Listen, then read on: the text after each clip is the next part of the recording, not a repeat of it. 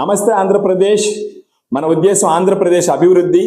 ఈ ప్రస్తుత గవర్నమెంట్ వచ్చిన తర్వాత ఇమ్మీడియట్ గా అమరావతి పనులు మొదలవడం జరిగింది.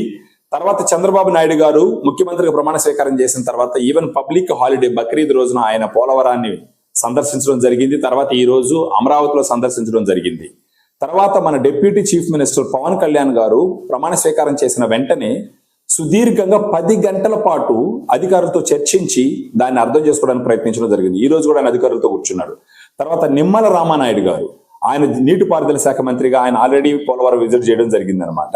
ఇదే విధంగా అందరూ మంత్రులు వాళ్ళు డ్యూటీలు ఎక్కడం జరిగింది. ఇప్పుడు మీకు వీళ్ళు చేస్తున్నటువంటి పనులు మంచివి అనిపిస్తే ఖచ్చితంగా వాళ్ళని ఎంకరేజ్ చేయడం మన బాధ్యత. అదే విధంగా వాళ్ళు చేసే పనులు సరైనటివి కానప్పుడు వారు చేసేది తప్పు అని చెప్పేసి వాళ్ళకి ఎత్తి చూపించడం కూడా మన బాధ్యత.